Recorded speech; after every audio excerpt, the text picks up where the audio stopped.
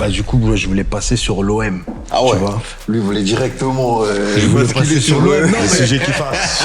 Les sujets qui fâchent. On y arrive, on a parlé On y va, si tu veux qu'on aille sur les sujets qui fâchent, on y va. arrive à l'OM. Non, mais il rigole, Shadi, parce que là, en ce moment, c'est l'homme le plus heureux du monde. Tu vois ce que je veux dire? Mais j'accepte. La bascule entre le moment où t'es stagiaire, où t'as pas trop de genre, et le moment où tu touches une grosse somme d'argent. Comment tu gères ça psychologiquement et comment tu gères l'argent? Là, tu soulèves un réel problème, parce que le centre de formation, faut pas croire, hein. C'est un sacrifice. T'as pas d'adolescence, t'as pas de jeunesse, t'as pas de copine, tu vas pas comme tes potes au cinéma, tu vas pas comme tes potes au resto. Avoir autant de méchanceté, autant de propos racistes, autant de trucs pour un truc qui reste au final un sport et du football. Il y a toujours un gagnant ou un perdant. En fait, je trouve ça malheureux parce que, à la base, le Maroc et le Sénégal sont censés être des pays frères. Avec l'argent que t'as et les coachs que tu peux avoir, tu commences l'année avec Habib Bey. Sincèrement? Salut à tous, ici Shadi. Comment vous allez? J'espère que vous avez la santé. Très très important. Là, je vous envoie l'émission dont je vous avais parlé, le Shadi Time. Nous sommes dans la continuité de ce que je poste sur les réseaux. Ceci dit, actu, faits divers, tout ce qui est divertissement, un petit peu pour vous détendre, et surtout faits de société, ce qui nous concerne. Ce que les médias vous cachent, il faut le montrer. Bienvenue dans le Shadi Time. Nous serons accompagnés de gros invités, gros invités. Quand je vous dis gros invités, aujourd'hui, nous avons l'honneur d'accueillir le grand, le big Mamadou Niang, la légende de l'OM, le seul, justement, le dernier à avoir soulevé le trophée de Ligue 1 de l'OM. C'est lui. Donc, la nouvelle génération. Si vous n'avez pas connu, vous n'avez pas vu votre club soulever un trophée, allez sur YouTube. Et aujourd'hui, c'est le moment de voir qui était le capitaine sous les commandes, bien évidemment, de Didier Deschamps. Check.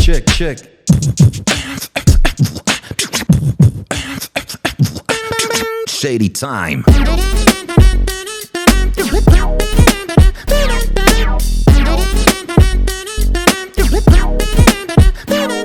Shady time. Mamadou Niang. Merci, Shadi, c'est trop d'honneur. Merci. C'est gentil, c'est avec plaisir. Voilà. En tout cas, ça fait plaisir d'accueillir Mamadou Niang. Je vous ai dit, la nouvelle génération, vous ne connaissez pas. C'est lui, le capitaine, le meilleur buteur de l'OM durant la saison. Tu me dis si je me trompe, 2009. C'est bien ça. C'est ça, exactement. 2009-2010. Voilà, 2009-2010. Le seul trophée de Ligue 1 que vous avez pu voir et que vous tapez encore sur Google, vous allez voir autant de Didier Deschamps. Le capitaine. Le dernier trophée du championnat. C'est Mamadou Niang. Malheureusement. Meilleur buteur, bien évidemment. Il finit devant Erding, je crois, et je ne sais pas lui qui. Je crois que je finis devant Kevin Gamero. Voilà, Kevin Gamero, tout ça, etc. Vous voyez, c'est la légende. Et voilà. Et là, je vous présente Eric. D'autour d'un verre. Voilà. C'est d'autour d'un verre. Lui, c'est l'humain. C'est ça. Qui a su affronter l'État. C'est ça. En interview. Surtout le grand Dieudonné. Chose que personne ne veut dans son émission. Mais bon, il a réussi à le faire. Ouais. Et vous allez voir, c'est un bon gars. Ouais. Et il est professionnel surtout. Ouais, et il est tranchant. Critique constructive, pardon. Vous allez voir. Donc voilà. Écoutez-moi très bien. On va commencer l'émission avec la légende parmi nous, Mamadou Niang. On va parler d'actu, faits divers, tout ça, faits de société. C'est très intéressant, le quotidien de tout le monde. Vous allez voir que cette émission elle a pour but surtout que vous voyez l'humain. Voilà, pas la star. Sinon, on va faire une interview en off, on va parler que de Mamadou Niang, de sa vie privée, tout ça. C'est pas ça. C'est que vous voyez l'humain. Voilà. Que vous voyez. Déjà, vous savez qui est Mamadou Niang, parce que vous allez taper sur Google les anciens là, les nouveaux pardon, parce que les anciens nous on le sait. Mais ils connaissent, ils ont pas besoin. Ils connaissent. Donc voilà. Donc l'émission a pour but vraiment de voir l'humain et surtout de participer au débat. Qui dit débat, il s'agit d'écouter, d'entendre, de comprendre. Et accepter les avis de chacun. Voilà. Exactement. C'est ça. Ça veut pas dire écouter pour répondre. Parce que des fois, les gars, on se braque directement, le cerveau n'est plus actif et du coup, on est buté. Voilà. Cette émission-là, c'est pour vous. On va mettre justement les réseaux où vous allez vous abonner tous et donner de la force. La team large, c'est maintenant. La team, faut qu'elle soit plus large. Et maintenant, on va commencer avec le grand Mamadou Niang. On va rentrer directement dans les faits. Les gars, vous connaissez déjà. Je vous explique. Les médias, ils aiment trop nous cacher les infos. Ça nous parle de la malbouffe. Alors qu'il y a des vrais problèmes dans ce pays. J'ai entendu comme quoi, sur le plateau de BFM, comme quoi, Testi Crousti n'est pas bon. Ça nous parle de... Master Poulet. Alors qu'il y a d'autres trucs. Hein. Voilà. Okay. Alors qu'il y a d'autres problèmes. Voilà. Énormément de Français qui dorment dehors. Les étudiants, ils n'arrivent pas à manger. Voilà. Il y a énormément de problèmes. OK? Et ça nous, justement, dirige vers autre chose. Ça nous parle des Master Poulet, le bouffe, tout ça, tout le tralala. Voilà. Je vais vous expliquer. Moi, personnellement, l'enfumage, je suis pas dedans. Voilà. Ça fait des décennies, je suis sur les réseaux, on va dire des décennies depuis 2013. Dès que je suis rentré, j'avais pour but, bien évidemment, d'éveiller, de vous montrer ce que l'on vous cache. Voilà. Et je suis dans la continuité, comme je vous l'ai dit. C'est bien.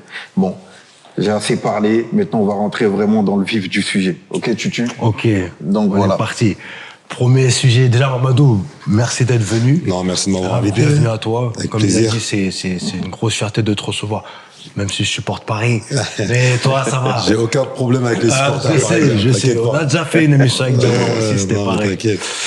Donc, comme il a dit, on allait parler de malbouffe. On allait essayer de faire le lien entre par exemple, le sport et la Parallèle entre le sport et Ouais. la Est-ce que vie. toi, par exemple, à ton époque, il n'y avait pas autant d'enseignes, de nouvelles enseignes, style Testi Crousti, Master Poulet, tout ça? Vous, comment vous gérez ça? Vous avez des nutritionnistes? Ou des fois, il y en a qui passaient entre les mailles du filet. On sait qu'on a des anecdotes où on entendait un tel qui mangeait des pizzas à telle heure et tout ça. Est-ce que vous, ça joue sur vos performances aussi, ça? Bon, après, moi, je pars du principe qu'il faut pas comparer les générations, en fait. Nous, on a une génération où on n'avait pas les mêmes outils que la génération de maintenant, que les générations de maintenant peuvent avoir. C'est-à-dire, les calculs de masse graisseuse, de calories, de tout ça. On se débrouille un peu de nous-mêmes. Après, bien évidemment, ceux qui sont célibataires, qui sont jeunes et qui viennent d'avoir un appartement, ils ont bien évidemment du mal à s'alimenter correctement. Et j'ai fait partie de ces gens-là, parce que quand tu es tout seul chez toi, bah, tu te nourris quand tu peux, comme tu peux. Hein. Si tu as le temps de faire à manger, tu fais à manger. Si tu n'as pas le temps, tu t'arrêtes, tu t'achètes un kebab, tu manges un kebab. Ou tu t'arrêtes au restaurant du coin pour prendre un poulet rôti, tu rentres, tu fais des pâtes avec, tu manges avec ton poulet rôti. Donc ça a été compliqué. Maintenant, les générations de maintenant ont beaucoup plus de moyens, parce que les salaires ne sont plus les mêmes, donc ils peuvent investir beaucoup plus sur leur personne.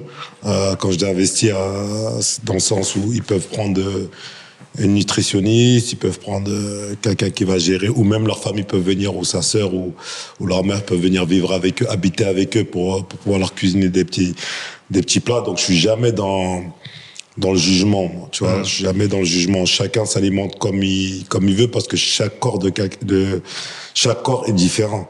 C'est-à-dire, demain, tu vas avoir quelqu'un qui va manger, je veux dire, un kebab, il va pas prendre du poids et en perdre. Ouais. Et de l'autre côté, tu vas avoir quelqu'un qui va manger juste un morceau de pain et qui va prendre du poids. C'est le métabolisme humain, il y a personne qui le comprend. C'est le corps humain, c'est la mécanique la plus compliquée au monde. Donc, bien sûr. voilà, donc, chacun doit se connaître, je dirais. Et si t'as les moyens de t'alimenter et de garder ton poids de forme, bah, mange ce que tu peux manger ou ce que tu veux manger, tu vois. Mais après, moi, je pense que le débat, je suis pas trop dans la politique, hein. Moi, je regarde pas les télé, CNews, BFM et tout ça. Parce que je trouve qu'il y a lieu d'avoir un débat sur ça, tu vois. Bah, comme il y a aujourd'hui. Très honnêtement, je regarde pas, moi, tout ce qui est BFM, CNews, tout ça, je regarde jamais ces chaînes-là, pour être très honnête avec toi. Moi, j'ai eu vent de cette polémique-là, de ce débat-là, à travers les réseaux sociaux. Tu sais, quand je me pose un peu, je regarde le fil d'actualité, je tombe un peu sur des pages, tu sais, par curiosité, j'écoute un peu tout ça. Ouais. Bon, au début, moi, j'étais surpris. Je croyais que c'était une blague. Quand je vois l'autre maire, il veut fermer un restaurant, un truc. Bon, t'écoutes pour savoir jusqu'où va cette connerie-là, tu vois. Et au final, tu te dis, ah ouais, vraiment, ils sont vraiment dans ce délire-là, alors que t'as la chance d'avoir une chaîne de restaurants qui te propose de la bouffe de qualité. Après, tu peux ne pas aimer, hein. Ça se trouve, il y en a, ils aiment Quick, il y en a, ils aiment pas Quick. Je vais citer une autre marque pour parler de problème. Il y en a, ils aiment McDo, ils aiment pas McDo. Voilà. Tu vois ce que je veux dire?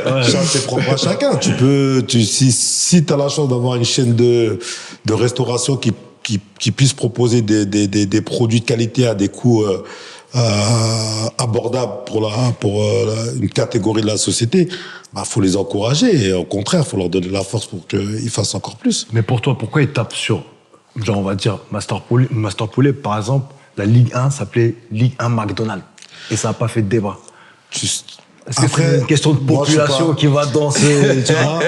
Moi, je pourrais pas t'expliquer et je pourrais pas le comprendre, mais je partage l'avis de Shadi quand il dit que ça, c'est plus, on va dire, ils essaient de détourner l'attention sur les vrais problèmes réels qu'il y a dans la société, tu vois. Exactement. Ils essaient d'amener des problèmes, d'essayer de tourner ton esprit sur des problèmes qui sont futiles.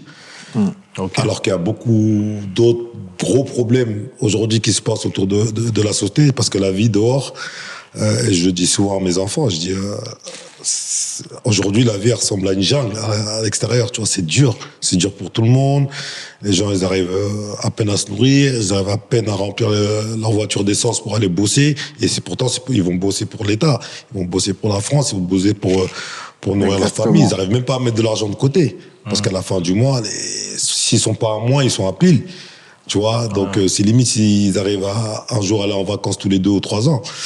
Donc ils essaient de nous détourner des vrais problèmes. Exactement. Pour nous apporter sur des problèmes qui sont pour moi futiles, que ce soit le port du voile là, la restauration là. Demain, ça va être quoi? Je sais pas, tu vois, et je partage vraiment l'avis de Shadi par rapport à ça. Je pense qu'il est dans le vrai. C'est vrai, c'est ça le problème. Pourquoi je parlais de ça? C'est que, comme tu l'as si bien dit, Ligue 1 McDonald's. Tu vois? Je vois pas fait pas de débat. McDonald's. Quand tu regardes McDonald's et que tu regardes Master Poulet, c'est du poulet. C'est déjà en du soi. poulet. C'est du Ouais, poulet c'est en du soi. poulet, c'est du poulet qui est fait au four. C'est des produits simples, en fait. Tu vois. Exactement. Et il commence à te dire comme quoi c'est pas bien de manger ce poulet-là, mais par contre, le McDo, ça va. J'ai écouté RMC, la chaîne RMC Estelle Midi, qui disait comme quoi, oui, mais le McDonald's, ils ont accepté de prendre de la viande française. C'est là que j'ai compris, j'ai dit, ah ouais, ok, d'accord. Donc ça veut dire, vu que le poulet, il est pas français, donc du coup, je sais pas d'où il vient, peut-être de la Roumanie ou de trucs et tout, etc. Ils jouent là-dessus pour dire comme quoi, ah, c'est de la malbouffe, en plus le poulet, on sait pas d'où il vient, etc. T'as capté ou pas? Voilà. Après, moi, j'ai plus un problème avec le fait de faire autant de buzz et autant de bruit sur ce restaurant-là, Master Poulet, alors que aujourd'hui, tu fais le calcul, combien de Master Poulet il y a en France? Ouais. Je sais pas s'il y en a 6 ou 10, c'est le bout du monde déjà, tu vois ce que je veux dire? Donc c'est un problème qui est minime sur le sujet de la malbouffe ou de la restauration rapide en France, parce que tu dois avoir 400 Burger King, 300 McDonald's, 400 Quick. En quoi ça dérange qu'il y a un Master Poulet ici, un autre là-bas, et qu'il y en a 5 ou 6 en France? Mais tu vois, justement, ils sont en train qu'on perd autant de temps à parler de Master Poulet, c'est là que ça me pose problème, en fait, tu vois. C'est vrai, exactement. C'est ça. Mais c'est parce qu'ils sont en train justement de casser le système dont je pense ça doit être des actionnaires ou des trucs et tout, etc., qu'ils alimentent les médias pour qu'ils envoient la propagande, tout ça. Vu que quand tu prends un plat chez Master Poulet, tu veux avec 5 euros, tu manges bien. Ouais. Avec 5 euros, tu manges bien. Regardez les menus du McDo maintenant. C'est quoi? Super cher. Super cher. Super Ça veut cher. dire que t'es obligé de dépenser 15 bien manger, 20 c'est super euros cher. pour bien manger. Tu vois? Alors que tu vas Master Poulet, 5 euros, t'as ton plat de pâtes, ou ton truc de riz, ou ton poulet, et t'es tranquille. C'est de même avec l'autre enseigne, je crois, Testi Crousti. 9 et quelques, 10 euros. En gros, tu viens, tu prends une petite barquette, vous êtes deux là-dessus, vous êtes bien, je vois des familles et tout, etc. entières. Vu que ça, la nouvelle génération, ils sont à fond dedans, ça ramène énormément de monde. Mais c'est pas, Et du c'est coup, pas que ça la, touche aux c'est poches. pas, c'est pas que la nouvelle génération aussi. Ça permet aussi à certaines familles qui ont peu de moyens de pouvoir se retrouver dans un restaurant et partager un repas.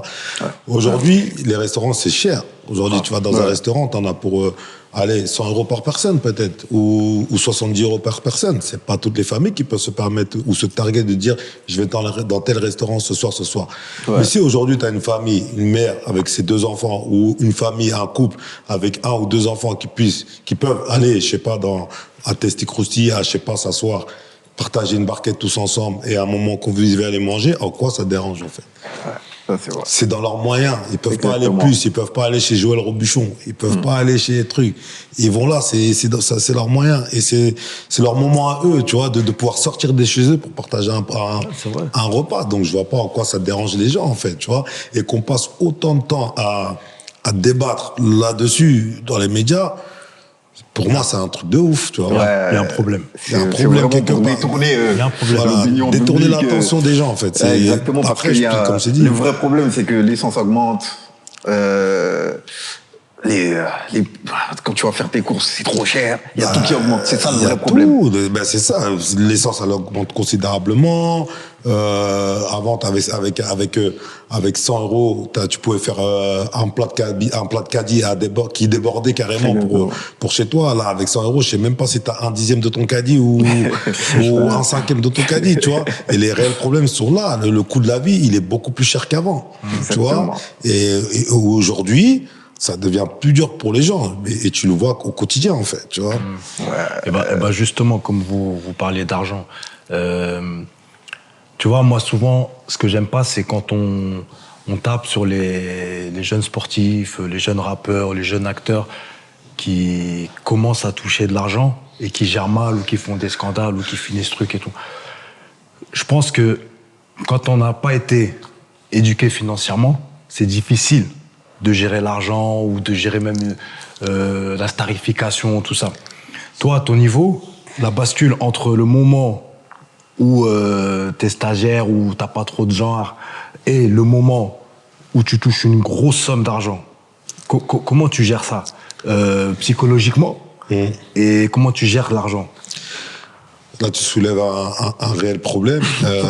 Non, sincèrement, parce que moi, j'ai déjà eu ce genre d'échange avec des personnes qui bossaient avec des centres de formation de gros clubs en Ligue 1, tu vois, où j'aurais dit, le problème aussi, il vient du départ, de la source. Parce qu'un gamin qui devienne pro ou qui ne devienne pas pro, il faut quand même aussi les sensibiliser et essayer de les éduquer ou même faire un travail par rapport à ça pour que si demain, ils arrivent à accéder au plus haut niveau, qu'ils arrivent à gérer l'argent. Parce que moi, je peux jamais jeter la pierre ou en vouloir à un gamin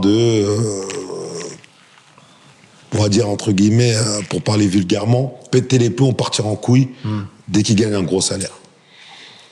Parce qu'aujourd'hui, t'as différentes catégories. T'as ceux qui sont nés en France et qui rentrent dans les centres de formation et qui évoluent comme ça et qui ont pas d'argent parce que la plupart, on sait très bien, le football, c'est un sport populaire. Hein. La plupart, ils sont issus des quartiers populaires qui ont un rêve dans leur tête, c'est de sortir leurs parents de la galère, leurs frères et sœurs de la galère. Ils viennent des cités, on le sait tous. Hein, la plupart des joueurs qui ont réussi en France, généralement, c'est des gens comme ça. Ils ont pas eu de sous. Tu vois, ils ont, on va dire, survécu en fait quand ils étaient gamins. Totalement. Tu vois, après tu rentres dans un centre de formation, tu mets tout en œuvre pour accéder à ce rêve-là. Et t'as l'autre catégorie, c'est les gens, les étrangers qui arrivent en France. Tu vas avoir un Sénégalais, pour te citer un exemple, qui vient du village, ou comme c'est pas tout le monde qui arrive à garder la tête sur les épaules comme Sadio Mané. Sadio Mané, t'en as un par génération. C'est ce que je veux dire. Mais après les autres, c'est des gens qui ont jamais rien eu. de toute leur vie et qui font énormément de sacrifices parce que le centre de formation, faut pas croire, hein, c'est un sacrifice. T'as pas d'adolescence, t'as pas de jeunesse, t'as pas de copine, tu vas pas comme tes potes au cinéma, tu vas pas comme tes potes au resto. T'es au centre de formation, c'est-à-dire que t'es dans le circuit professionnel. C'est école, entraînement, manger, dodo. École, entraînement, manger, dodo. Si une fois tous les semaines ou tous les 2 semaines, t'arrives à rentrer chez toi au week-end, c'est déjà bien, tu vois. Si t'arrives à voir tes parents, c'est déjà bien. Moi, mes frères et sœurs, j'ai pas grandi avec eux. Ah ouais. T'es rentré en centre à quel âge? Moi, je suis rentré en sport-études à 13 ans. Et après, je suis rentré au centre de formation à 16 ans. Ah ouais. Tu vois, 15-16 ans. Tu vois. Donc, tu vois pas ta famille, on va dire. Tu vois, ou tu la vois très peu. Et une fois que moi, je suis parti, à 18 ans, à 3, je les voyais encore moins. Tu vois ce que je veux dire? Ça fait, tu t'as pas grandi avec eux. Et on te donne un petit salaire, en fait, de quoi vivre. Hein. Quand je te dis vraiment de quoi vivre, c'est limite, c'est calculé, en fait. Entre ton loyer, tes dépenses alimentaires, et c'est tout. Même, et le reste qui va te rester, ça va être 100, 150 euros, 200 euros, Ah ouais. tu les donnes à tes parents. Ouais. Tu vois, moi, ce que j'avais, ce qui me restait, je les donnais à mes parents. Tu vois ce que je veux dire? Moi, je fumais des cigarettes. À l'époque, j'étais avec ma copine, tu vois, je sais pas, tu l'as coupé. Pendant que tu jouais? Quand je jouais, je fumais la cigarette. Quand j'ai commencé, j'avais 18, 19 ans. Pour te dire, tellement je serrais la ceinture parce que j'envoyais de l'argent à mes parents, à ma mère. C'est-à-dire que même fumer, ça devenait une contrainte. C'est-à-dire, limite, on faisait en sorte d'économiser des cigarettes parce qu'on n'avait pas les moyens de s'en acheter. Et du jour au lendemain, tu passes, je te dis une connerie, un stagiaire, il va passer 2500 euros par mois. Avant, c'était pas ça, stagiaire. Avant, c'était 400 euros, 450 euros par mois. Ah ouais. Maintenant, les prix ont un peu augmenté, tu vois. Mais maintenant, c'est 1200 euros, 1300 euros. Contre un stagiaire. Avant, c'était 400 euros. Ah ouais. Ouais, c'était ça. Tu payes ton loyer avec les aides sociales, là, je sais plus comment. Ouais, les appels. Ils appelaient ça les appels. Je sais pas si vous avez connu ça. Et tu vois un gamin qui a jamais rien connu, qui a fait des sacrifices toute sa vie, touché 1500 euros, et demain, on va lui donner, je sais pas, peut-être 1 million brut. C'est Pour ça. commencer. Comment Donc, il passe de 1500 euros à 100 000 euros par mois. Il se réveille un matin, il a 100 000 euros. Le mois d'après, il se réveille, il a 200 000 euros. Ouais. À ça, tu rajoutes les primes de match. À ça, tu ramènes les primes de qualification quand tu vas en Coupe de France, etc., etc. C'est-à-dire que le mec, il se retrouve à rien gérer, à gérer des millions. Même un mec qui a fait 7 ans d'études, il aurait du mal à le faire. Comment tu peux demander à un mec qui vient du bled, du fin fond du village, de pouvoir le faire? Il sait pas qu'on doit payer les impôts. Il sait pas comment payer les impôts. Il sait pas les calculs ou même remplir sa fiche d'impôt. Il sait pas ça. Et il y a des gens, on va lui ramener des personnes qui vont être là mal intentionnées pour lui dire, viens, moi, je vais t'aider, je vais faire ça, je vais faire ça. En fait, ils sont en train de détourner ton argent. Après, l'Africain, il a plus confiance. Ouais, il m'a volé mon argent. Maintenant, il veut faire tout lui-même. C'est un travail qui doit être fait à la source, déjà, tu vois. À 15, 16 ans, 17 ans, après les cours ou après les devoirs, tu fais un cours pour que les gens, ils apprennent à faire de la gestion de fortune, en fait. Tu vois ce que je veux dire? Donc, je vais jamais jeter la pierre. Au contraire, moi, si je vois des joueurs qui ont des difficultés ou qui ont mal géré leur argent ou machin, au contraire, moi, je vais les aider. Tu vois, peut-être à se relever, peut-être à prendre les meilleures décisions, mais je vais jamais dire, lui, il a fait n'importe quoi. Lui, il a mal géré son oseille. Lui, il a c'est parce qu'on sait pas ce qui s'est passé réellement depuis le début de sa carrière. Tu vois. Mais c'est complexe, hein. C'est complexe. C'est un débat. Ce sera un éternel débat. Ouais, mais tu penses pas qu'ils doivent intégrer ça dans la formation. Moi, je suis pour qu'ils intègrent ça. Et même moi, je militerais pour ça, qu'ils intègrent ça dans le programme de formation des futurs joueurs, tu vois. Ouais. Ça serait vraiment important qu'ils puissent le faire et c'est dommage que ça soit pas déjà fait depuis, car qu'on est en 2026. Et les problèmes, ils datent pas d'hier. Les problèmes, ils dataient déjà depuis l'époque de Platini. Tu vois. Il y a combien de professionnels à l'époque qui gagnaient énormément d'argent, qu'ils ont fini ruinés. Et ça, c'était pas des gens qui venaient du pays, c'était des vrais Français. Tu vois ce que je veux dire? C'est ça. Tu vois, des Pardo, tout ça, machin. C'est des mecs qui avaient même des éviers en or chez eux. C'est vrai. Tu vois. Et après, ils sont finis fin de carrière et dormaient chez leurs parents. C'est incroyable ça. Parce que 50%, apparemment 50% des sportifs de haut niveau, footballeurs et tout, finissent ruinés Ouais. juste après leur carrière et tout. Ouais, c'est chaud. C'est pour ça que j'arrivais pas. Bon, comme tu nous l'as expliqué là, mais nous de notre côté, on n'arrivait pas à comprendre justement comment tu touches des millions et tu finis ruiné. Là, je viens de comprendre, comprendre un petit peu avec l'explication dans la mesure où... Non, mais tu sais, et mon explication, j'essaie de condenser parce qu'elle est plus vaste. Hein. Ah. Aujourd'hui, toi, tu es quelqu'un d'intelligent et tu as grandi dans un environnement où tu as eu cette éducation de savoir gérer ton argent, de faire en sorte de bien faire les choses pour ta famille, pour truc, machin. Et dans le quartier d'où tu viens aussi, t'as eu des exemples qui ont fait que toi, t'as été plus intelligent, t'as été plus réfléchi. En fait, comment t'as grandi, c'est peut-être ce qui t'a enseigné. Oui, la gestion des choses et tout ça, machin. Mais eux, ils sont dans un endroit où ils sont enfermés dans un centre où ils sont que entre eux. Ouais. C'est-à-dire, eux, ils savent même pas s'ils vont devenir professionnels ou ils vont pas le devenir. C'est-à-dire que tout leur arrive du jour au lendemain. C'est-à-dire que là, t'es là, tu dis, oh putain, je dois gérer 400 euros par mois, machin, moi, mes appels. Tu dors, tu te réveilles, on te dit, ouais, maintenant, tu dois gérer 1 million. Ah ouais. T'as pas de diplôme. Comment tu fais? T'as pas été à l'école. Pour certains, ils parlent pas bien français. Gère 1 million. Et ils te jettent comme ça. On s'en fout. On te donne ton salaire, ouvre un compte en banque, on te vire ça sur ton compte, maintenant, c'est à toi de gérer. Non, c'est dur, hein. Les gens, ils tapent sur... Et le mec, Ces il gens-là, sait même c'est pas dur. qu'il doit payer des impôts, le mec. Ah, Pour te dire, moi, il y avait un joueur africain quand j'étais à Strasbourg. Il est arrivé, tout ce qu'il gagnait, il dépensait. Tout ce qu'il gagnait, il dépensait. Sauf qu'un jour, les impôts, ils sont venus, ils ont pris à la source. Tu vois, parce qu'à un moment, les impôts, ils prennent à la source, c'est-à-dire ils prennent plus chez le joueur. Ils prennent directement dans le club. Et le club est dans l'obligation de verser aux impôts. Mais ils sont obligés de laisser un minimum syndical pour que le joueur puisse vivre. Exactement. Donc le joueur, il va passer de 50 000 euros par mois de gestion de sa vie au quotidien à 1 500 euros. Sauf qu'il a un loyer à payer de 1 000 euros. Plus il a une assurance de voiture à payer de 1 000 euros. Plus l'essence à mettre, plus les courses à faire, il est foutu. Le gars, il va pleurer, il va venir, il va dire aide-moi, comment je fais, machin. Moi, je te dis, le joueur m'a appelé, il m'a dit ouais, maman, il faut que tu viennes chez moi. Ouais, ça fait 2 mois, il me donne que 1 500 euros, je sais pas comment vivre, machin. Et t'es obligé de l'aider. Mais tu sais que le mec, il sait qu'il a merdé, mais moi je comprends pourquoi il a merdé. Exactement. Parce que lui, il sait pas tout ça, qu'il doit payer les impôts, qu'il doit faire ci, machin. Lui, il croyait que tout ce qu'il gagnait, c'était pour lui.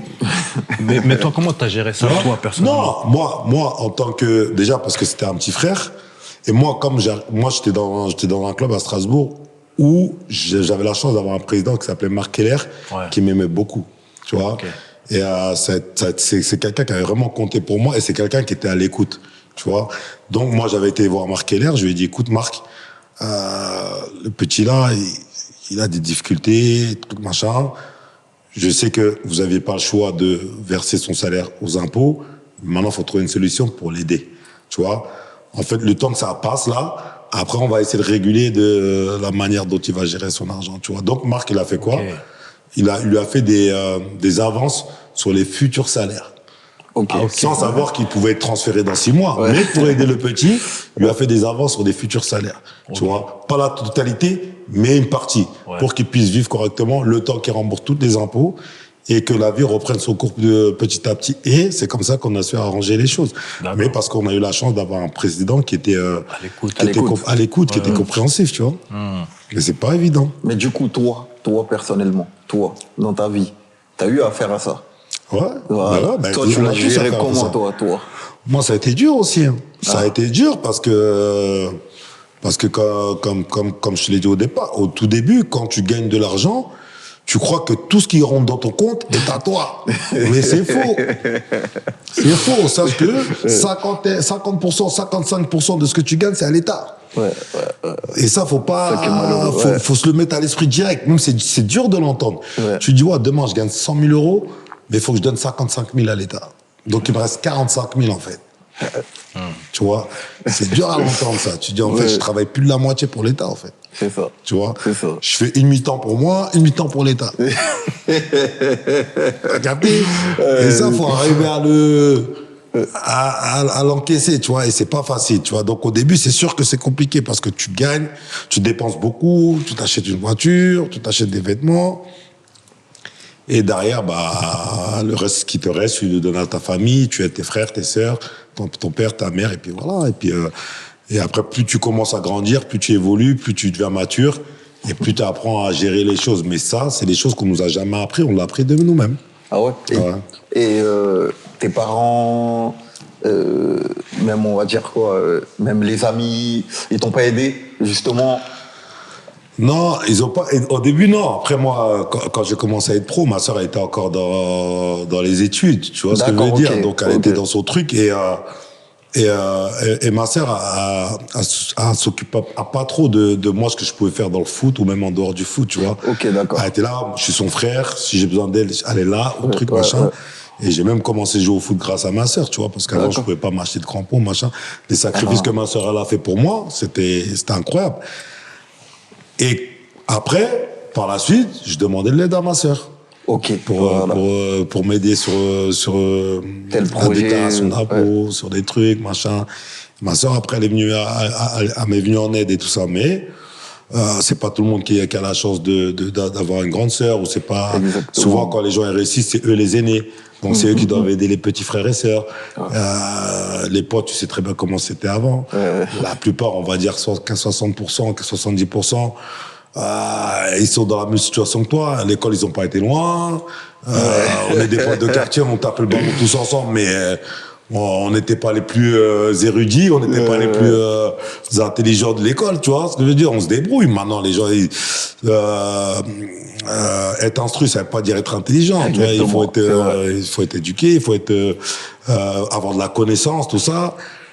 Donc chacun essaie de se débrouiller comme il pouvait. Donc non, après il y a des choses aussi que tu veux pas trop exposer à tes amis. Tu vois ce que je veux dire, que tu veux garder aussi par rapport à toi. Toi, ce que tu veux faire avec tes amis, c'est profiter. Parce qu'on a galéré depuis tout en bas, maintenant on est arrivé en haut. Tu veux aussi qu'ils goûtent à ça. Tu vois, tu veux qu'ils goûtent à la réussite à travers des week-ends que tu vas faire avec eux, ou des vacances, ou même des petits cadeaux que tu vas offrir. Tu veux aussi qu'ils participent parce qu'ils ont connu quand t'avais rien. Et maintenant, quand t'as tout aussi, il faut que aussi tu aies envie qu'ils en profitent un petit peu. Mais tout ce qui est administratif, tout ce qui est machin, bah non, tu comptes pas sur tes amis, ça. Et justement, on va montrer, pour ceux qui ne te connaissent pas, pourquoi t'as tout eu. On va montrer ton talent. Mamadou Niang. Pour ceux qui n'ont pas connu, là derrière, bah, on voit tes meilleures actions, tes meilleurs buts. C'était quoi si tu devais le définir, ton style? Parce que pour moi, t'es un attaquant assez complet quand même. Hein. Mais toi, c'était quoi tes points forts? Wow, franchement, je te dis la vérité. Moi, en fait, j'ai toujours été compétiteur quand j'étais gamin, tu vois. C'est-à-dire que j'avais pas personnellement style. Je voulais juste être sur le terrain et prendre du plaisir. Tu vois, prendre du plaisir, jouer, donner du plaisir. Moi, je sais d'où je viens. C'est-à-dire que moi, j'ai connu les deux côtés. J'ai connu le football amateur, le football professionnel. Tu vois, ce qui m'a permis aussi de garder les pieds sur terre, tu vois, parce que j'ai été au centre de formation. Ensuite, j'étais viré du centre de formation. J'ai été travailler dans une chaîne de magasins qui s'appelle Intermarché. Ça m'a aussi appris à quand même à gagner ma vie, tu vois, avec peu. J'étais pas très bien payé. Et quand je suis revenu dans le circuit professionnel, ça m'a permis de garder les pieds sur terre et de dire bon, maintenant amuse-toi, quoi. Ce petit break, ça t'a rendu plaisir. Okay. Non, ce ça t'a petit retiré break, toute la pression. Bah en fait, moi, j'étais sorti du milieu professionnel totalement. Tu vois, quand je me suis fait virer du centre de formation, j'ai dit c'est bon, tu vois. J'ai dit c'est bon, j'ai arrêté l'école. Je zonais un peu dans le quartier. Je faisais des conneries, pas des grosses conneries. Hein. Moi, j'ai jamais fait tout ce qui est vente de la drogue ou tout machin. J'ai jamais touché à ça. Et souvent, je dis aux gamins, je les conseille, ceux que je sais qu'ils ont un peu de talent. Si vous avez des amis autour de vous qui sont un peu trucs comme ça, partez loin d'eux, tu vois ce que je veux dire. Ayez un objectif dans la vie et concentrez-vous sur cet objectif-là. Ne vous entourez pas de personnes toxiques qui peuvent vous freiner dans vos rêves. Donc moi, je me suis jamais permis de toucher à ça, même quand j'avais arrêté le foot. Et j'ai eu la chance, c'est pour ça que je dis dans le milieu du football et généralement dans le milieu du sport et dans tout corps de métier, en fait. C'est une question de timing aussi, et c'est d'avoir aussi de la chance. Parce que je dis souvent, le football, c'est 20% le talent, 20% la tête et 60% de part de chance. Avoir la chance de tomber sur les bonnes personnes au bon moment, au bon endroit, qui sont là pour te découvrir, pour t'aider, pour te tendre la main et t'accompagner. Et moi, j'ai eu cette chance-là, tu vois. J'ai eu cette chance-là, quand j'ai arrêté le foot, d'avoir connu une personne qui s'appelle Carlos Lopez, pour le citer, qui a su me rattraper, qui a su avoir confiance en moi et me remettre dans le circuit professionnel. Tu vois, et c'est pour ça que je dis la part de chance, elle est importante. Parce que si j'avais pas connu cette personne-là, il y a personne qui m'a remis dans le milieu professionnel et qui sait ce que je serais devenu par la suite, tu vois. J'aurais beau y avoir le talent du monde, mais je serais toujours au quartier. Ouais. Parce que des talents au quartier, on en a tous plus ou moins connus. Ouais. Des mecs talentueux, tu te dis, alors lui, il va finir Ballon d'Or. Et au final, il travaille à Renault. Tu vois ce que je veux dire? Ouais. Donc, le talent en lui-même ne suffit pas.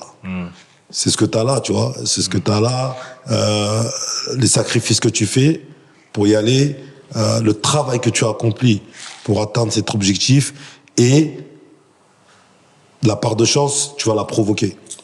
Tu vois? Parce que ça se tombe. C'est comme un mec, je te dis une connerie, hein.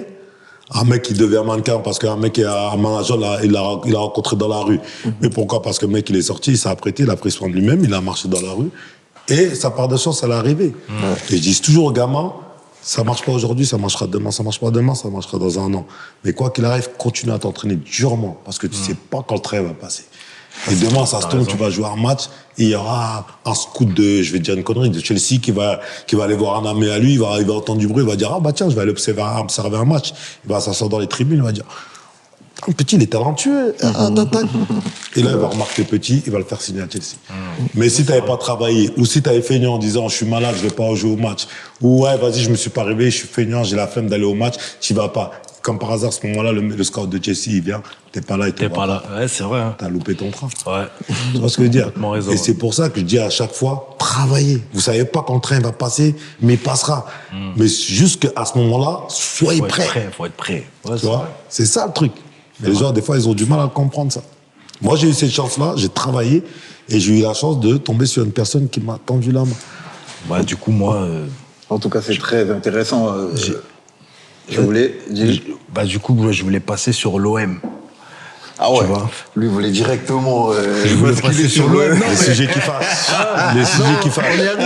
On y va, si tu veux qu'on aille sur les sujets qui fâchent, on y va. À l'OM. Non, mais il rigole, Chadi, parce que là, en ce moment, c'est l'homme le plus heureux du monde. Tu vois ce que je veux dire? Mais j'accepte. Tu vois, des fois, il faut accepter la supériorité. Pour ceux qui ne savent pas, qui ne me connaissent pas, je prédis toujours la saison de l'OM depuis des années. Voilà. Et c'est exactement ce qui se passe. C'est toujours la même chose. Comme tu as prédit la CAN.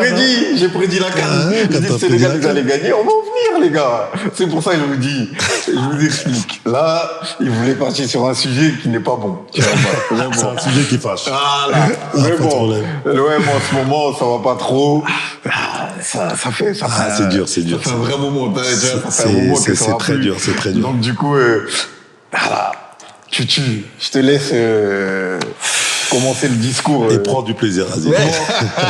Je vais être juste, en tant que parisien, je vais être juste quand même. Je vais être juste. Franchement, bon, l'OM, on va dire qu'on peut passer ça en deux phases. La phase de Zerbi et la phase Habib Beye, tu vois. Mais même si on coupe ça en deux phases, bah, je trouve que les phases, elles se ressemblent. Elles sont pas totalement pareilles, mais elles se ressemblent dans le sens où j'ai l'impression, d'un œil extérieur, que c'est un peu... y a plus de personnes qui contrôlent, tu vois, à l'intérieur. Il y a plus de quelqu'un qui peut taper du poing sur la table, ou comme Mehdi Benassel le fait, l'impact, il est moindre. Qu'est-ce qui se passe à l'OM, toi qui es proche de l'OM? Moi, je vais te donner mon avis personnel. Aujourd'hui, on essaie de se comparer à des trucs alors qu'on n'a pas le... je veux dire très clairement, on est trop dans l'émotion à l'OM, tu vois. Dès qu'il y a une chose qui va pas, ou un match où l'équipe passe à côté, c'est tout de suite la catastrophe. J'adore Habib, c'est un ami, donc je suis content qu'il soit aujourd'hui à la tête de l'OM. Mais moi, je vais parler du côté professionnel de la direction. Aujourd'hui, tu as un projet qui est sur 3 ans avec des arbitres. Tu sais que tu n'as pas les mêmes moyens que sur les autres clubs. Bien sûr, tu vas rencontrer des difficultés. Mais va au bout de ton projet. Tu vois, je vais citer un exemple, le PSG. Aujourd'hui, le PSG, ils sont partis sur un projet avec Luis Enrique. La première année, tout n'était pas tout beau, tout n'était pas rose. C'est vrai. Tu vois, Mais la première année, il fait quand même demi-finale. Hein. il fait demi-finale. Mais tu connais l'exigence du PSG, c'était la remporter.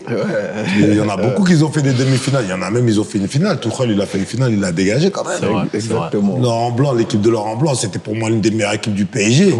Mais il a rien gagné. Et Laurent Blanc, il a dégagé. Tu vois ce que je veux dire? Non, il faut se tenir à ce qu'on a prévu. Moi, aujourd'hui, je prends un entraîneur. Je connais cet entraîneur, la qualité qu'il a. C'est pas, peut-être pas Pep Guardiola, mais il a eu des résultats à Sao Paulo. Il a eu des résultats à Brighton. Donc, laissez-lui du temps. Au bout d'un moment, il va comprendre le mécanisme, pouvoir amener les joueurs que lui, il semble possible de pouvoir évoluer dans son système, de sa manière de voir, sa manière de jouer. Et on y va. Si cette année, c'est pas bon, c'est pas grave, mais on va jusqu'au bout avec lui. Parce que de toute façon, quoi qu'il arrive, tu vas pas descendre. Tu vois, et tu pouvais pas faire pire. Parce que l'objectif, c'est d'aller en Ligue des Champions. Mais est-ce que tu penses réellement que des arbitres auraient fait pire qu'Habib ou mieux qu'Habib? C'est pour ça que je dis que finalement, Parce que qu'elle se je veux dire, ressemble. le problème, ce n'est pas que les entraîneurs, par moment. Parce que moi, j'étais joueur. J'étais joueur, et souvent, les joueurs étaient, les entraîneurs, c'était les premiers visés par rapport aux performances des joueurs. Mais un joueur, c'est capricieux. Un joueur qui joue pas, il va pas faire les efforts. Ou un joueur qui joue moins, il va pas me faire les efforts. Moi, à chaque fois qu'un entraîneur s'est fait licencier, à chaque fois, je m'en suis voulu. Parce que c'est à cause de nous s'il se fait virer. Tu vois? Parce que toi, tu peux donner le maximum, mais lui, parce qu'il joue pas, il va pas donner le maximum à l'entraînement. Ou il va parler de l'entraîneur. Ou il va dire machin. Non.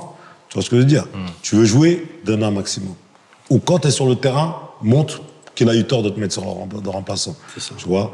Mais il y en a qui jouent pas et se disent, j'espère qu'il sera viré, quand un entraîneur va venir, un nouvel entraîneur va venir, il va rabattre les cartes et je vais peut-être rejouer. Non, tu vois, c'est pas comme ça que ça marche. Donc De Zerbi, il a eu des difficultés, ok, mais est-ce qu'aujourd'hui, l'équipe a joué mieux que quand De Zerbi était là? Moi, je trouve pas. Qu'on soit les bonnes questions. Non, tu vas sur un projet, tu as confiance en cette personne-là, va au bout de ton projet. Si dans 3 ans, les résultats sont pas bons, on a ciblé sur 3 ans, vas-y maintenant je dégage, tu vois ce que je veux dire. Mais va au bout de ton projet. Parce que si tu prends un entraîneur parce que tu veux aller sur un projet de 3 ans et que tu le verras au bout de 6 mois et 1 an parce que les résultats sont pas bons, frérot, arrête de faire des projets de 3 ans, alors fais des projets de 6 mois, 1 an. Donc tu penses que c'était une erreur Moi oui, non, pour moi oui, totalement. Totalement, parce que changer d'entraîneur tous les 6 mois, tous les ans, pour moi c'est pas la bonne chose à faire. Surtout que l'OM, ils ont cette habitude-là de changer d'entraîneur, changer de joueur. L'effectif. De toute façon, chaque année, l'effectif, il évolue, exactement. Il change. Ouais, il faut beaucoup plus de stabilité. Sur le mercato, je comprends pas. Franchement, Mamad, le mercato, j'arrive pas à le comprendre. Des fois, c'est des mercatos africains. Parce que, pour moi, il y a la CAN qui doit arriver, des joueurs qui reviennent de blessures, en manque de temps de jeu dans leur club, décident soudainement de signer à l'OM car la CAN approche. Ils ont fait ça plusieurs fois. Même durant la CAN en Côte d'Ivoire, c'était la même. La CAN au Maroc, c'était la même. Ouais, c'est vrai, avec, comment il s'appelle le joueur de Benasser. Il a quitté le Milan. Il est arrivé. Benasser. Pardon. Abdelli, j'arrive pas à comprendre. Ils sont allés le chercher, Angers, il est venu. Il y a un autre aussi qui devait faire. Ah, j'ai oublié son truc. Il y a Nadi qui a signé, Abdelli. Non, mais je suis totalement. En fait, le mercato, j'arrive pas à le comprendre. En fait. Je vois où tu veux aller ou ce que tu veux dire. Et tout à l'heure, je l'ai dit, j'ai pas comparé les époques. Tu vois, j'ai pas comparé les époques parce que chaque époque est différente. Le football, il évolue, etc. Je vais te prendre l'exemple de Pape Diouf, paix à son âme. Ah ouais. On est champion en 2010 grâce à lui. Tu vois, parce que l'effectif, elle a été évolutif. Mais il arrive en 2019, il a vu l'équipe qu'il y avait en 2008-2009 avec Guéret. Il a vu les résultats qu'il y avait. Il a vu qu'on a joué le titre avec Bordeaux jusqu'à pratiquement la dernière journée. Et Bordeaux a dû faire une série de 13 victoires de suite. pour terminer champion. Et on a fini second à 1 ou 2 points. fini second. Ouais, Tu vois, c'est ça. à 1 ou 2 points. Et souvent même, et pendant longtemps, on était premier. On joue le titre à ce En moment-là. plus, c'était actif, en plus. Voilà, en tu vois tant ce que je veux buteur. dire. Je crois que t'as fini deuxième buteur, je crois. Ouais, j'ai fini derrière Benzema, Voilà, tu derrière vois. Benzema, carrément. Et qu'est-ce qu'il a fait, Pape? Il s'est dit, bon, mon équipe, le socle, il est là déjà. Maintenant, on va cibler les secteurs où on a besoin de renfort. On va cibler en défense qui on peut amener en défense. Bon, l'équipe championne de France, meilleure défense du championnat, viens, on peut sonder si on peut prendre Souleymane Diawara. Ok. Ok, Souleymane Diawara, tu peux, machin, on négocie, on arrive à le sortir de Bordeaux, ce qui a été très difficile, parce que le président de Bordeaux, il voulait pas lâcher Souleymane Diawara. On arrive à le sortir. Voilà, il nous manque encore au milieu de terrain, un joueur qui peut jouer au milieu de terrain, un défenseur en même temps, Stéphane Mbia. On va chercher Stéphane Mbia, on le prend. C'est un joueur qui peut jouer sur les deux postes. Milieu, machin. Bon, il nous manque un joueur d'expérience qui on pourrait prendre au milieu de terrain, tout ça, machin. On avait joué en Ligue des Champions l'année d'avant contre Porto, où il y avait Lisandro et Lucho. Lucho nous avait mis la misère. Lui, c'est un joueur, une touche de touche, le meilleur. On va voir si on peut sortir Lucho González de Porto. Ouais. Et ainsi de suite. Et on a sorti Heinze de Manchester. Et truc. Et il a comblé les petits bouts comme ça. Ok. Pour renforcer l'équipe. Parce que le socle était déjà fait. Il a gardé la base. Tu vois, il a gardé la base. Ok, tu ok, vois. ok. Et il l'a renforcé par des petits détails. Et l'année d'après, on finit champion. Tu vois. Et malheureusement, Pape, entre-temps, il part. C'est, je sais même plus, entre le président, le guignol, là, qui était. Comment il s'appelle? Ah, je sais même plus son nom. Pour te dire, tu vois ce que je veux dire? C'est. Ouais, Dacier. Dacier, qui vient et qui avait rien à faire là, malheureusement. Lui, quand il est venu, Pape, il est parti. Les comptes, il a pris l'OM. Les comptes, ils étaient à moins 60 millions. Ah ouais. Il est parti de l'OM, les comptes, ils étaient à plus 40 millions. Une année après qu'il soit parti, les comptes sont revenus à moins 40 millions. Ah ouais, Ça là, te montre le niveau de gestion ouais. d'un club. Tu vois? Parce que acheter pour acheter ne te garantit pas les performances ou les résultats. Ah, c'est vrai, ça, on l'a vu avec le PSG. Tu l'as vu avec le vécu, PSG. On l'a vécu. Hein. T'as acheté Messi, t'as acheté ci, t'as acheté ci, t'as gagné le championnat à part ça. Mais ça, c'est le minimum syndical que tu dois faire. Vrai, ouais. Mais quand t'as acheté intelligemment avec Campos et Enrique, qu'ils ont réfléchi à une stratégie collective, comment on peut acheter Doué, il jouait même pas titulaire indiscutable à Rennes. À Rennes, ouais, c'est Il vrai, jouait, il il était était sur sur le le banc, banc, il jouait, ouais, c'est il vrai, était c'est sur le vrai, banc. c'est vrai. Et tu le vois arriver à Paris, c'est plus le Barcola, même c'était Doué. pareil à Lyon. Barcola, c'était pareil à Lyon. C'est vrai. Et là, tu vois, c'est des joueurs top niveau, alors qu'ils étaient même pas titulaires C'est vrai, indiscutables c'est dans vrai, leur c'est club Rennes ou Lyon. Tu vois ce que je veux dire? Mais c'est des stratégies réfléchies. Est-ce que je peux l'incorporer dans mon collectif? Est-ce que je peux l'incorporer dans mon système? Est-ce qu'il va suivre ma logique, ma réflexion, mes exigences? Tac, avec la cellule de recrutement, avec l'entraîneur, avec Campos, travaille sur ça. Ah, ok, lui, il peut venir. Doué, c'est combien? 60 millions, je le prends quand même parce que je sais qu'il vaut plus que 60 millions. Aujourd'hui, vous le voyez pas parce qu'il est à Rennes, il joue pas. Au PSG, vous allez vous en rendre compte. Ouais. Il est arrivé 6 mois, il a mis triplé en Champions League. Il a jamais mis triplé en Ligue 1 avec Rennes. Ouais, c'est vrai, il a raison. C'est vrai. Tu vois ce que je veux dire? C'est-à-dire que ces gens-là, ils voient au-delà du joueur qu'il y a actuellement. Ils se projettent sur son évolution, sur la progression. Ouais. Et c'est comme ça qu'il faut. Et Pape Diouf, il avait ce regard un peu comme Campos, il a. Tu vois? Ce regard où il arrivait à voir, déceler chez un joueur ses qualités et de pouvoir se projeter. Tu vois? Et malheureusement, à l'OM aujourd'hui, il n'y a pas ça. Tu vois? Ouais. Paris, vous l'avez, nous, on ne l'a pas. Ouais. C'est ça la différence. Et donc, aujourd'hui, c'est ça. Toi, tu dis que c'est ce qui manque à l'OM. C'est ce qui manque. Ok. C'est ce qui manque. La patience. Et comment rectifier tout ça? Donc, est-ce que faire un grand ménage pour l'année prochaine, tu vois? Ou déjà, tu sais, il n'y aura pas de bonne réponse à ça. Tu vois, très sincèrement, tu vois ce que je veux dire. Il faut juste à un moment donné se poser les bonnes questions et le propriétaire, parce que c'est lui le dernier décisionnaire au final. Tu vois, t'as l'actionnaire principal majoritaire à qui ça appartient le club. C'est lui qui prendra la décision finale. Mais à un moment donné, il va falloir qu'ils se posent et qu'ils se posent tous ensemble et qu'ils se posent les bonnes questions. Ce qui a été bien fait, ce qui a été moins bien fait. Est-ce que les bonnes personnes sont au bon poste? Est-ce qu'ils travaillent correctement, etc., etc., etc. Et une fois qu'ils auront résolu et ils auront répondu à toutes ces questions-là, peut-être qu'ils pourront commencer à avancer. Aujourd'hui, il y a des problèmes de partout. Il y a des problèmes dans la direction, il y a des problèmes sur le terrain, il y a des problèmes dans le truc. Et Habib, il est arrivé dans tout ça et tu peux pas gérer tout ça. Ok. Toi, tu veux essayer de te concentrer sur le terrain, mais tu t'aperçois qu'une fois arrivé, il y a tellement de problèmes autour et en plus, tu as la presse, les réseaux sociaux qui sont là à se mêler. Tu comprends que le problème, il est beaucoup plus gros que tu ne le pensais. Okay. Et il sera beaucoup plus difficile à gérer, tu vois. Okay. Et il se retrouve maintenant dans cette situation-là, Habib. Je sais qu'il a les qualités pour. Il a les qualités pour gérer ce genre de problème. Tu vois, il a aussi l'intelligence pour le faire. Mais il va falloir du temps. Et je pense pas, moi je te le dis, quand il l'a pris, je sais pas pour moi si c'était le bon moment de le faire, parce que 5 mois pour gérer tout ça, tu peux pas. Tu vois. En plus, Habib, il sort de... Sauf que Habib, ouais. Il sort Rennes. d'un déclin avec Rennes.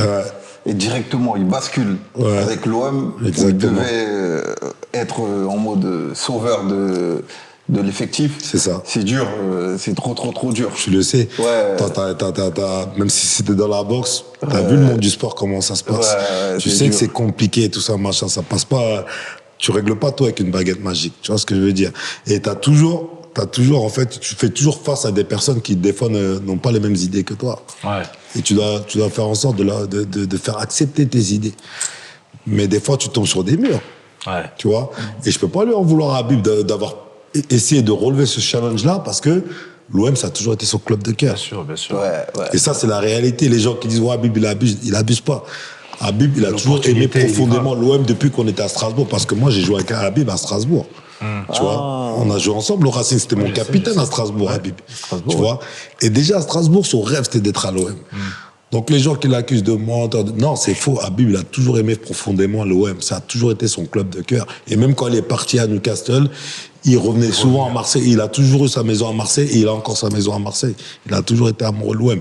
Et même quand il était entraîneur de Rennes, il venait des fois passer des week-ends à Marseille. Ah ouais. C'est la réalité, ça. Tu vois? Donc, c'était dur pour lui de pouvoir refuser ce challenge-là. Ouais. Parce que des fois, tu Ça te dis, trouve, l'opportunité, elle va plus se représenter. Voilà. Donc, mais concernant Habib Beye, Ouais. quand il est arrivé directement, moi, j'ai pas compris sa méthode Marbella. Après, je sais pas si, pour être très honnête avec toi, je suis pas dans l'organisme pour pouvoir répondre à cette question, mais je doute que cette décision elle a été prise par Habib Beye seulement. Je pense que ça a été un choix qui a été pris avec en lien avec la direction, qu'ils ont décidé de faire ça. Et je te dis très honnêtement, hein, pour moi, ça sert à rien. Pour moi, ça sert à rien parce que moi, déjà, je l'ai jamais connu ça. Vous ne voudrez pas que... Non, la plus grande mise au vert que j'ai dû faire à mon époque, je crois, c'était à l'époque d'Albert et moi, elle a duré 3-4 jours. Et c'était pas une punition, quoi. C'était vraiment une mise au vert pour ressouder les liens, pour permettre de vivre ensemble et tout. Et nous, on l'avait tellement bien appris qu'on s'amusait tellement en mise au vert. Tu vois, on prenait du plaisir, tu vois. Et là, t'as plus l'impression que c'est une punition. C'est une punition. Tu vois. C'est pour ça que, Voilà. excuse-moi, la commanderie extincte. Moi, je pense que c'est une blague qui a mal tourné, c'est tout. Ah, c'est une blague, ça c'est une blague qui a mal Je pense qu'il a tourné. voulu détendre l'atmosphère, rigoler un peu à un moment donné, parce que t'as vu, quand je te dis que pour moi, c'était pas la bonne chose à faire, c'est dans le sens où, tu vois, être renfermé au quotidien, machin, ne pas pouvoir voir sa famille. C'est quand t'as ta femme, tes enfants, ça te permet à un moment donné de pouvoir sortir le foot de ta tête, tu vois, de t'évader, tu vois, de pas penser qu'au foot. Et il y a beaucoup, on parle beaucoup de la fatigue physique et tout ça, machin, dans le monde du sport où les entraînements, ça sont durs et t'as besoin de repos, t'as besoin de sieste, t'as besoin de massage, machin.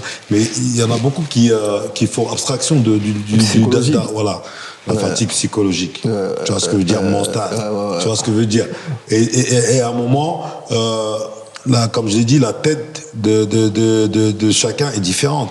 Il y en a, ils arrivent à supporter, il y en a d'autres qui arrivent moins à les supporter. Tu vois ce que je veux dire? Tu peux pas toujours oppresser les gens. Tu vois ce que je veux dire?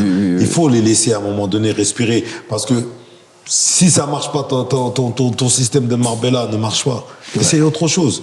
Donne du repos, je sais pas. Dis aux autres, vas-y, allez vous vider la tête, allez évacuer, prenez vos femmes, allez un week-end, allez truc, pensez à autre chose que au foot. Tu vois ce que je veux dire? Peut-être que quand vous allez revenir, votre esprit sera meilleur et vous aurez plus envie de travailler parce que, voilà, vous êtes un peu reposé de ça. Mais tu fais un Marbella, tu reviens, tu joues un match, tu perds, tu joues le match d'après, tu perds, tu repars une semaine à mise over à la commanderie. C'est dur. C'est pas évident. Ouais. Moi, je sais pas, personnellement, je sais pas si j'aurais supporté. Sincèrement. Au moins, t'es sincère. Mais moi, je pense que tu penses pas qu'il y a une coupure entre la direction, comment ça s'appelle, les joueurs. Et je crois qu'il y a d'autres personnes. Peut-être qu'il n'y a pas assez de communication par rapport à ça. Parce que il y a un moment où Benassia dit ceci. Ouais. Le coach, il arrive, il dit une autre chose. Ouais, je pense que c'est compliqué en fait. Tu vois, c'est vraiment compliqué. Ouais, et en plus, même à Marseille, les supporters, ils ont beaucoup de pouvoir, je pense. Non, moins qu'avant, je pense que. Non, moins qu'avant. Non, moi je pense moins qu'avant parce que les supporters, moi je les connais très bien, c'est des passionnés, tu vois. Oui. Ils aiment profondément leur club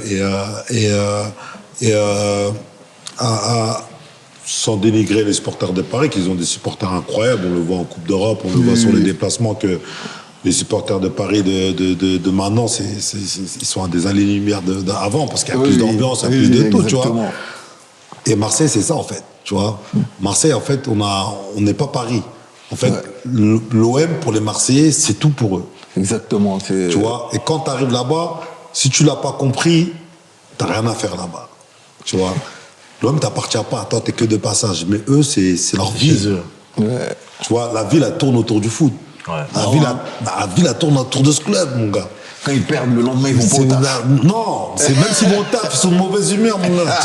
Même quand tu vas acheter ton pain, si tu veux pas un pain brûlé, frère, faut qu'on gagne l'OM. Ouais.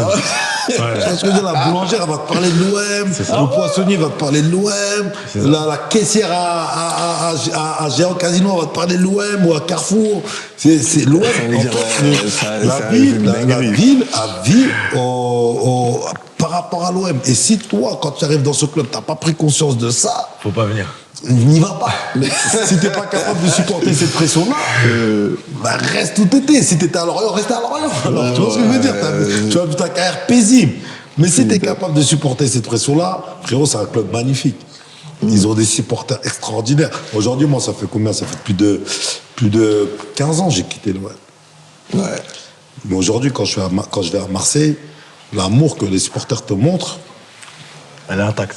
Elle est incroyable. Tu vois ce que je veux dire? En même temps, c'est normal. Non, c'est pas normal. T'as fait 5 ans là-bas. Dans le sens où, c'est pas parce que t'as gagné un championnat, eux s'en foutent de ça. Eux, ce qui leur importe le plus, t'as mouillé le maillot. C'est la manière dont t'as représenté le club, la manière dont t'as mouillé le maillot, la manière où sur le terrain, t'as donné. Parce qu'ils pardonneront tout, au fait, les supporters de Marseille. Ouais. La seule chose qu'ils vont jamais pardonner, c'est ton attitude sur le terrain. Si ton attitude elle est bonne, tu es dans le mindset, tu es dans la mentalité marseillaise, tu peux perdre le match, ils vont rien te dire. Ils vont dire, ils ont tout donné. Mais si tu joues comme ils ont joué à Lorient ou comme ils ont joué à Nantes, mon gars, c'est là où vous donnez le bâton pour vous faire battre. Parce que ça, c'est pas la mentalité marseillaise. Il a raison, parce que quand Marseille perd le trophée des champions contre Paris, un gros match. Voilà, ça passait, c'est passé crème. Parce qu'ils ont. Mais ça, c'est Lucho. Vous n'avez pas encore senti le truc Lucho. Mais dans le sens, ils perdent contre Paris. Ils perdent contre Paris. Ils savent contre. Mais ils ont bien joué. Ils savent contre qui ils ont perdu. Ils ont dominé le match, tout ça. Non, ils savent contre qui. Non, mais dans leur attitude, dans leur comportement sur ce match-là, ils ont embêté Paris. Oui, non. Et Marseille, ils ont dit quoi? Les supporters marseillais, ok, on est déçus d'avoir perdu le trophée des champions, mais la manière dont vous êtes battus face à ce Paris-là, on peut rien vous dire. Même moi, j'étais dégoûté des joueurs du PSG, même Marseille, ils ont bien joué. On peut rien vous dire parce que même si Paris n'a pas été bon, ils n'ont pas été bons à cause de vous, parce que vous les avez fait chier quand même. Vous avez couru, vous avez taclé, vous avez truc. Et vous êtes passé à ça. À ça, ouais, c'est ça. Mais quand tu joues pas, ils ont dit, ah non, par contre, là, quand vous jouez pas, là, vous nous faites chier parce que vous nous représentez pas. Nous, Marseille, c'est, voilà, t'as vu, Paris, ils sont là où ils sont peut-être maintenant, mais vous devez quand même représenter bien le maillot. C'est vrai. Avec le budget que vous avez, les supporters que vous avez, le stade que vous avez, vous pouvez pas jouer de la sorte. Parce que Lens, Lorient qui joue bien en ballon, Strasbourg qui joue bien en ballon, ils n'ont pas votre budget, ils n'ont pas votre stade, ils n'ont pas votre ville. Exactement. Tu vois? C'est vrai. Si vous n'êtes Ouais, pas c'est capable de vrai. représenter ce maillot-là et courir, cassez-vous de chez nous. C'est vrai, ils ont lâché. C'est Mais tout. je viens. Les gens, ils critiquent beaucoup Greenwood. Ouais. Greenwood, franchement. Les gars, si l'OM, ils sont 6e, je crois. Ouais, 6e. Alors, on parle, ils sont sixième, 6e. Ouais. C'est grâce à Greenwood, quand même. Oui, oui. Encore hier, il marque. Oui, non, il y a vraiment, si l'OM a fait les résultats qu'ils ont eu, si l'OM a eu les résultats qu'ils ont eu l'année dernière, et même cette année, c'est en grande partie par rapport aux performances de Greenwood, ou par rapport au but qu'il a pu marquer. Mais ce que les gens, des fois, lui reprochent, c'est son attitude sur le terrain. Des fois, il va marcher. Des fois, il va pas faire l'effort défensif. Tu peux marquer 3 buts, mais si tu défends pas derrière, on en prend. Si tu veux marquer 3 buts et tu défends pas derrière, on en prend 4. Greenwood, il a toujours été comme ça. Non, parce que quand il est arrivé, il faisait des efforts défensif. Non, mais avant. Tu vois ce que je veux dire? Quand je le suivais, avant, À il Manchester United, était après, il était à Retafe. Il était à Ou- Retafe, Voilà. ouais. Moi, quand je regardais, je suivais Greenwood, il a toujours été comme ça. Ouais, mais le championnat espagnol, c'est plus avec le ballon. C'est pas comme le championnat français où c'est physique. Ah. Tu vois, ça court. C'est un championnat qui est beaucoup plus physique que le championnat espagnol. Le championnat espagnol est plus technique que le championnat français. Oui. Tu vois ce que je veux dire? Donc tu peux avoir des attitudes. Les attitudes-là, tu peux les avoir dans le championnat espagnol parce que c'est plus avec le ballon. Mais en France, même les étrangers, quand ils viennent, ils sont surpris de l'intensité qu'il y a dans le championnat de France. C'est physique. C'est physique. Tu joues contre un PSG, excuse-moi de te le dire, si tu cours pas, tu vas prendre 6. Bah, ils en ont pris ça, ils vous en avez pris ça. Ils en ont pris ça, justement, parce qu'ils n'ont pas couru. Mais il y a des clubs qui ont affronté le PSG, même s'ils ont été dominés, ils n'ont perdu pas un but d'écart. Et ils ont même réussi, des fois, à accrocher un match nul contre le PSG. Et moi, je me dis, il faut leur rendre hommage à ces clubs-là. Parce qu'ils ont mangé peut-être 80% de possession de balle dans la gueule. Mais ils sont battus comme des chats, ils ont empêché PSG de marquer plus de buts ou de gagner le match. Lorient, ils ont été menés 2 fois face au PSG. Ouais, Ils sont c'est revenus vrai. 2 fois au score. C'est vrai, Je crois c'est que vrai. l'OM, il ne peut pas le faire. Si, Hein? si. Si Lorient peut le faire, l'OM ne peut pas le faire. Si. Strasbourg, ils ne sont pas venus faire match nul chez vous au Parc des Princes. Si. Et ils sont Exactement. qu'avec des gamins. Exactement. Panicelli, machin, Doucouré, Godot, machin, Guéladou c'est des gamins, et tout Guéladou, ça, ouais. c'est que des gamins. Mais ils sont capables d'aller quand même un peu faire chier le Paris Saint-Germain. C'est vrai. Donc si eux, avec leurs moyens, ils arrivent à le faire, pourquoi toi, avec les moyens que tu dépenses pour avoir une équipe compétitive, tu te fais marcher dessus comme ça par des équipes qui sont, entre guillemets, censées être moins talentueuses que toi? Maman, j'ai une question. Ici, tu as eu CD Time, box, tout. C'est une question de jab. Ouais. Jab, c'est pas un coup qui va te mettre KO. Dis-moi. Comme on a un bon feeling, tu vois, je dis, vas-y, tranquille. Ma question de jab, on ne peut pas l'esquiver. Vas-y. Parce que le jab, ça va vite. Allez. Maintenant, toi, imaginons que tu es président de l'OM. Ouais. Là, tu arrives là, août ou juillet, là, commanderie, tu es président de l'OM. Tu as un gros budget. Ouais. Les investisseurs sont arrivés. Tu as un gros budget. Maintenant, il dit carte blanche. Ouais. Tu as l'argent. Est-ce que, avec l'argent que tu as et les coachs que tu peux avoir, tu commences l'année avec Habib Bey? Sincèrement? Sincèrement. Ouais. Ah ouais? Bien sûr, ouais. Bien sûr, parce que je veux lui laisser la chance de pouvoir commencer une saison avec une prépa, avec un mercato où il a une réflexion pour pouvoir construire son équipe et voir ce que ça peut donner. Ne pas prendre une équipe où, tu as bien vu, hier, il y a que des blessés, ils sont partis au Havre avec 6 jeunes, la fois d'avant contre Nice, ils avaient 7 jeunes, ils sont partis à Nantes avec 4 jeunes. Les décimés, les pays là, ils sont en limite. On a hâte que la saison se termine, Grave. tu vois, et il fait avec les moyens du bord, tu vois. Mais j'ai envie de voir ce que ça peut donner avec ses idées, mais depuis le début, D'accord. tu vois. Donc je laisserai cette opportunité-là, sincèrement. Combien je de laisserai jours parce que non, parce que Habib, tu peux pas juger sur les 4 mois qu'il a pu faire là, à l'OM. Ok. Tu vois, tu peux pas juger parce que moi je te dis, si c'est pas l'OM, je te dis très clairement, si c'est pas l'OM, jamais Habib n'accepte ce challenge. Je ramène n'importe quelle équipe au monde, Il y va. Dans cette situation-là, tu veux prendre Habib, je te jure qu'il va dire non. Ok. Parce qu'il n'aura jamais pris ce challenge-là à ce moment précis-là. Mais là, il le fait parce que c'est l'OM. Ok. Et que c'est son club de cœur et son rêve, avant même qu'il ait l'idée de penser et de passer ses diplômes, c'était d'un jour d'entraîner l'OM. Et l'occasion, elle se présente. Comment tu veux qu'il refuse? Ok. Il se dit, cette occasion, elle se représentera peut-être plus jamais. Donc, ok, je vais dans un bourbier, mais j'essaye. Ça passe ou ça casse. Donc, je lui laisserai cette chance-là de pouvoir débuter dès le mois de mai. Parce que, bon, après, ça va être compliqué aussi, parce qu'à Mercato, je ne crois pas que le championnat se termine et tu commences à travailler en juin. Ouais, tu commences. Mercato, il est déjà travaillé depuis janvier, ou même décembre dernier. Tu travailles depuis décembre pour ton Mercato de juin-juillet, pardon. C'est vrai. Ah ouais, parce que tu as des plans A, B, C, D, frère. Un jour que tu peux pas faire, bah, tu vas sur le plan B. Tu peux pas faire, tu vas sur le plan C. Mercato, c'est dur, c'est long, c'est du taf, hein. Donc tu peux pas dire je viens en janvier, en juin, je fais un mercato. Non, mercato, il le travaille depuis décembre dernier pour juin. Là. T'as bien répondu. Dans la question. C'est déjà la question jab. Jab, mais Habib Bey. Ouais. Ils sont brûlés comme Deli. Ouais. Il s'est pas embrouillé. Bon, ouais, Dans le vestiaire. Apparemment. Non, je pense pas que c'est une embrouille. Je pense que Habib lui a dû faire une remarque et la remarque a été justifiée. Parce qu'il est rentré, apparemment, il n'a rien apporté. Et surtout, c'est le ballon qui perd qui amène le penalty. Ouais. Tu vois. Ouais.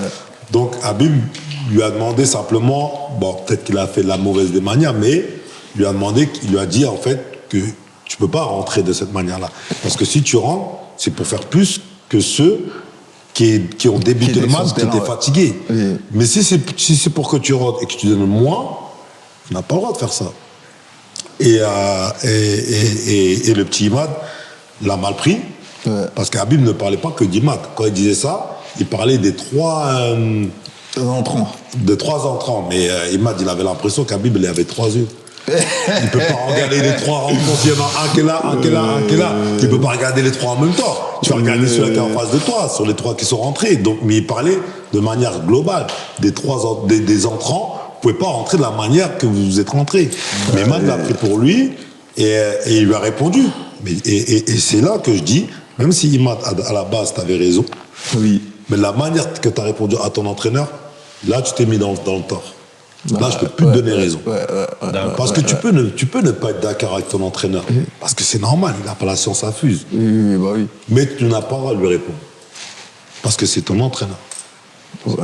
Il est plus âgé que toi, il est plus expérimenté que toi. Si la manière dont tu as parlé ne t'a pas plu, acquiesce, accepte. Une fois que c'est fini, tout le monde part, tu vas taper dans son bureau. Tu rentres, tu fermes la porte, tu dis coach, je voulais vous voir. Parce que moi, la manière dont vous m'avez parlé, ça ne m'a pas plu. Vous n'avez pas à me parler comme ça. Et tu règles tes problèmes face à face, en interne, entre 4 murs. Et peut-être que là, même le coach, il va accepter, ou il va reconnaître ses torts, il va dire, c'est vrai, j'aurais pas dû te parler comme ça, je suis désolé, mais c'est aussi pour te faire prendre conscience de. Mais tu peux pas faire le rebelle aujourd'hui, et c'est là qu'on entend plus souvent ce genre d'incident qu'au passé, auparavant. Ouais, tu vois, avec moi, ça m'est déjà arrivé que mon entraîneur m'a traité. C'était pire encore, je pense. Makwamboré m'a traité, Duguay-Perrault m'a traité, Guéret m'a traité, Deschamps m'a traité. Mais ils m'ont tous traité. Bah oui, parce Mais que moi, le sacre, le dernier sacre, c'est Deschamps. C'est Deschamps. C'est pour ça que Mamadou, il finit meilleur buteur, capitaine, tout. Mais Deschamps a traité. Deschamps a même voulu m'enlever le brassard à plusieurs reprises. Mais dès qu'on avait un truc où il était truc, devant le groupe, je vais jamais lui répondre. En tête à tête. Mais après, je tapais dans ce bureau, je dis, ouais, mais coach, par contre, vous ne pouvez pas me parler comme ça, vous ne pouvez pas me dire ces choses-là. Parce que, oui, peut-être vous me reprochez ça, mais moi, j'ai couru là, j'ai fait ci, j'ai fait ça. Et on discutait, il y avait un échange. Après, moi, j'acceptais mes torts, il acceptait ses torts, le problème, il était fini. Réglé, ouais. Mais jamais, au grand jamais, je me serais permis de me lever devant le groupe et lui dire, ou lui répondre. Tu vois. Et ça, c'est l'éducation qu'on a eue, nous, les anciens. Tu vois. Tu réponds pas à un ancien. Tu manques pas de respect à un ancien. Peu importe que tu sois d'accord ou que tu sois pas d'accord. Et pour moi, même si l'entraîneur, c'est pas ton employeur, mais moi, je le vois comme tel. C'est mon entraîneur, donc c'est mon employeur. Je travaille pour lui. Donc, je ne montre pas le respect à mon employeur. Alors que c'est pas mon employeur. Mon employeur, bien c'est sûr. le président du club. C'est eux qui me paient. Mon entraîneur ne me paye pas. Il est juste là pour m'entraîner. Mais moi, je le voyais comme ça. Mon entraîneur, c'est mon employeur. Voilà, je suis comme ça. C'est lui qui me fait jouer, c'est lui qui me fait pas jouer. Le respect, quoi. Tu vois, s'il dit j'ai pas bien fait, j'ai pas bien fait. S'il a dit un peu d'une façon trop virulente, on va discuter après. Mais j'ai pas lui manqué de respect devant tous les autres pour montrer que moi j'ai une grande gueule. Non. Et c'est là je te dis, il m'a dit c'est trompé. Peut-être qu'Habib sur le fond il avait tort, mais sur la forme il m'a dit c'est mis en tort. C'est la réalité. On va passer à l'autre sujet, le gros sujet. C'est que des sujets qui piquent, hein. Je suis désolé, mais c'est la légende Nyang qui est là, donc du coup, On est obligé. on n'a pas le choix. Ouais, Maroc. Maroc, Sénégal. Ok, Maroc, Ce long Sénégal. feuilleton. C'est On a vrai. quelques images là qu'on va passer, voilà. Ces images là qu'on fait le tour du monde. Avant que tu nous racontes les dessous, quand tu vois ces images là, c'est triste. Qu'est-ce que tu ressens? Non, je pense que c'est triste et on a beaucoup, enfin sur les réseaux, il y a beaucoup de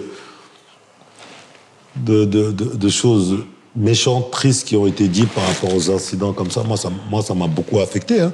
Ça m'a beaucoup affecté parce que, comme je l'ai dit, peu importe qui a tort ou qui a raison. Moi, j'allais au-delà de ça. Tu vois ce que je veux dire? Ça reste du football.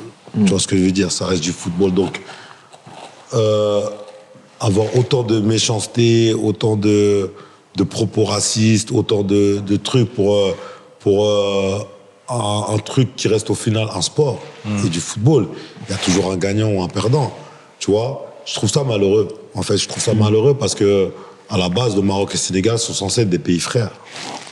Tu vois, ils sont censés être des pays frères ou des pays qui s'entendent très bien. Il y a beaucoup de Marocains au Sénégal, il y a beaucoup de Sénégalais au Maroc. C'est ce qu'on entendait pour la finale justement. Maroc, Sénégal, c'est des pays frères, ça va bien se passer. Exactement, exactement. Et Qu'est-ce moi, qui j'en s'est avais passé parlé à Chadi parce qu'on avait eu la chance de se voir au Stade de France lors de Sénégal-Pérou. Et j'avais dit à Chadi, depuis le début de la compétition jusqu'à les demi-finales, quand on se croisait avec les Marocains dans divers établissements que je me retrouvais au restaurant ou quoi qu'est-ce, on se disait toujours, ouais, Inch'Allah, la finale au Sénégal-Maroc, Inch'Allah, la finale Sénégal-Maroc. On se disait tous l'un et l'autre. Hein. Ok. Les Marocains disaient, Inch'Allah, on tombe contre le Sénégal en finale. Nous, les Sénégalais, on disait, Inch'Allah, on tombe en finale contre le Maroc.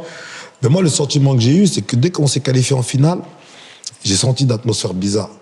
Et je m'en rappelle parce que j'étais avec Alilou Fadiga devant le match Maroc-Nigeria. Je sais pas si c'est une bonne chose que le Sénégal rencontre le Maroc en finale.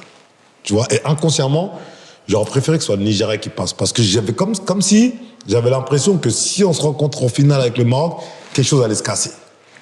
Ok. Tu vois, Ouais. quelque chose allait se casser. Et moi, je voulais pas ça. Tu vois, je voulais éviter ça. Mais je me disais, peut-être je me trompe. Tu vois, mais c'est le sentiment que j'avais. Pour être présent sur les lieux, tout ça, machin. L'atmosphère me faisait ressentir ça. Tu vois, et je me suis pas trompé.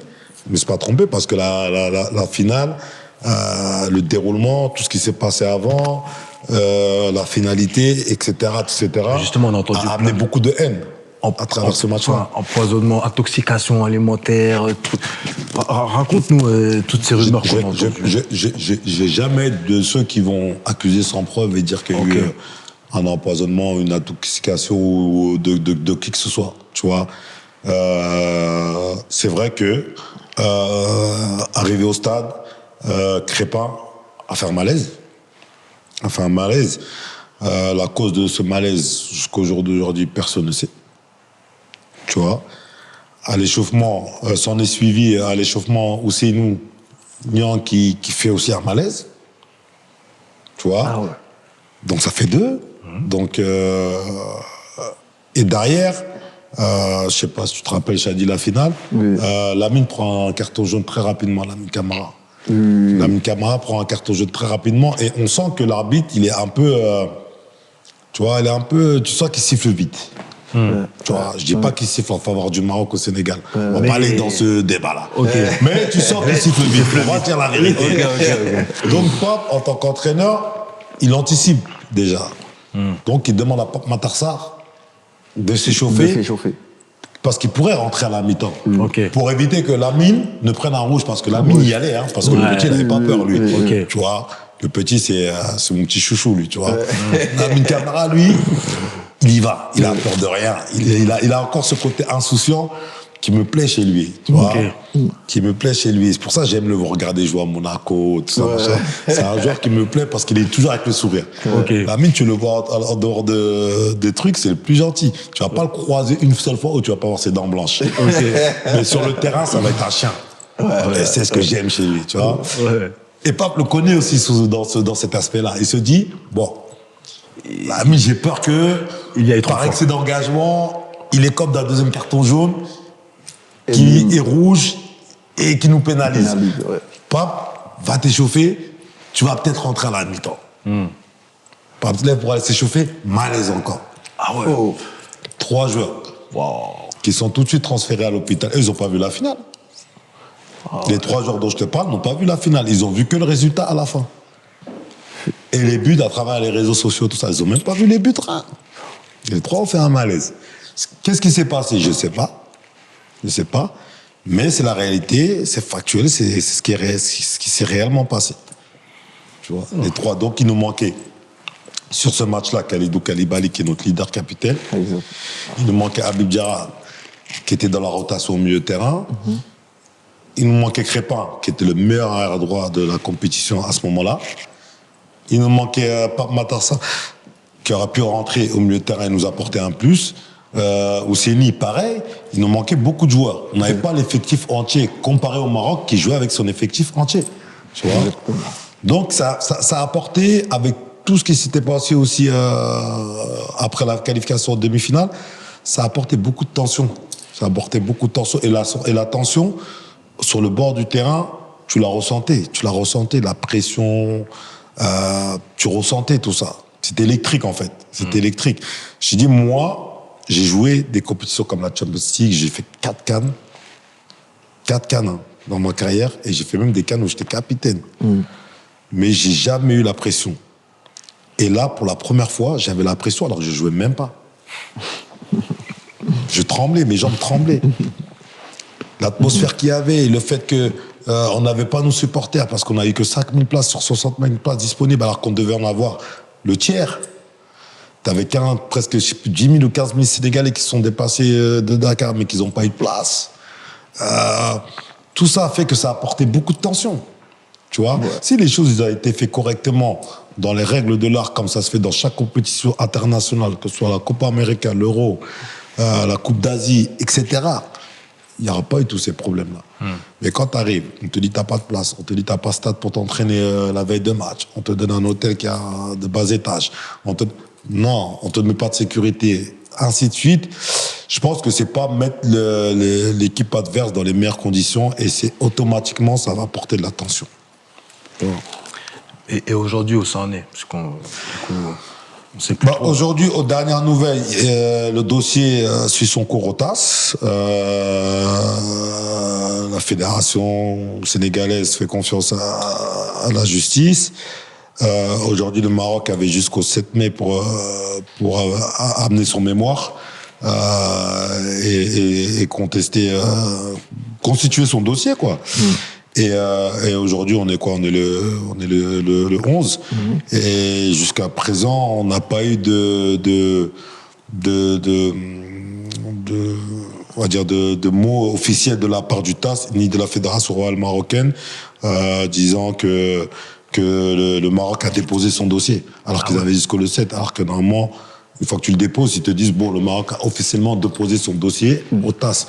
Mais pour l'instant, on n'a pas eu ce communiqué. On ne sait pas si on a Donc apparemment, si le communiqué il n'a pas fait, c'est soit ils n'ont pas encore eu le temps de le faire, ou soit le Maroc n'a pas déposé son mémoire. Donc s'ils n'ont pas déposé son mémoire, c'est peut-être qu'ils acceptent la décision du TAS. Donc on verra, ça sur son cours. Mais pour moi, le Sénégal devrait,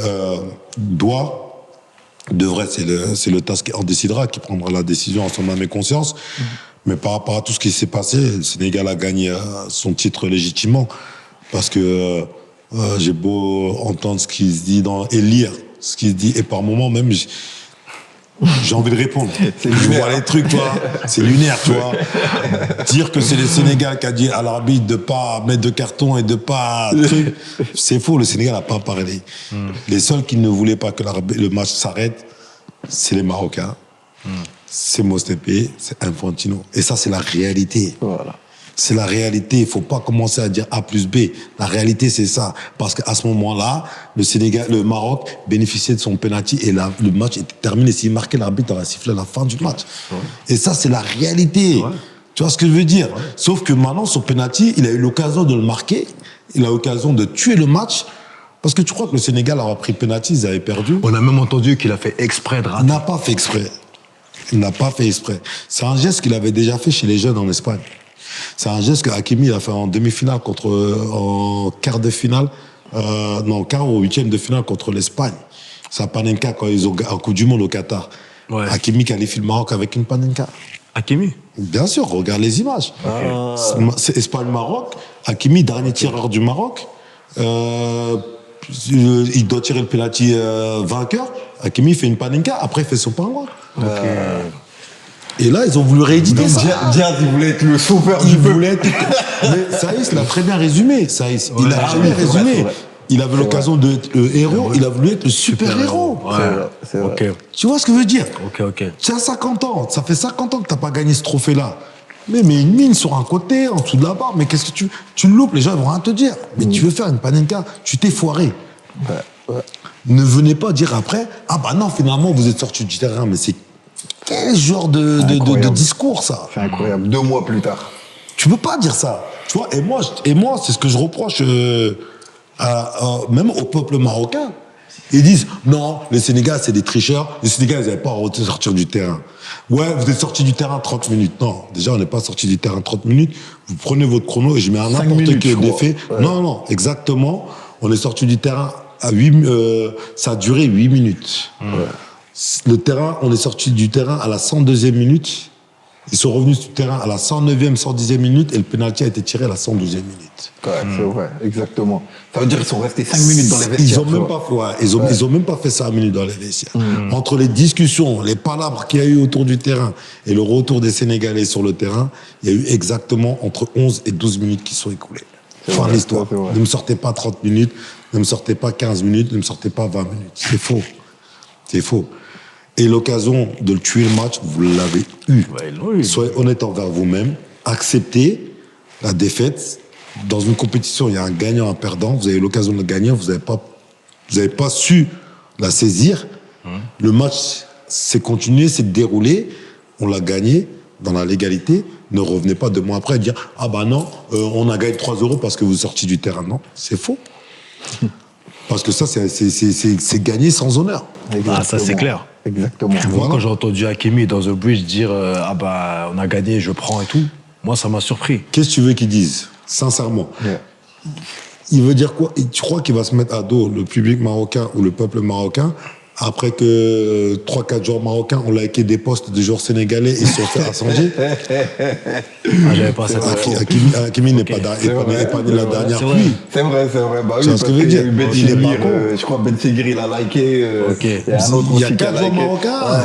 Ouais, c'est Ok. vrai. Même celui-là qui a pris les cervelles, je sais Oui. plus comment il s'appelle. Lui-même a liké. Il a liké les posts de Pape Gueye. Saïbari, voilà, Saïbari. Et ils sont tous fait incendier. Ils ont dû faire des communiqués Ah ouais, Hakimi, pour du démentir et dire que, soi-disant, ils avaient liké sans faire exprès. Depuis quand tu likes sans faire exprès? T'appelles quelqu'un sans faire exprès ou tu décroches sans faire exprès. Et tu vas pas liker sans faire exprès. Soyez honnêtes envers nous-mêmes à un moment donné. Arrêtons de faire les hypocrites. Et surtout du côté marocain. Eux, les joueurs, il n'y a pas de problème entre eux.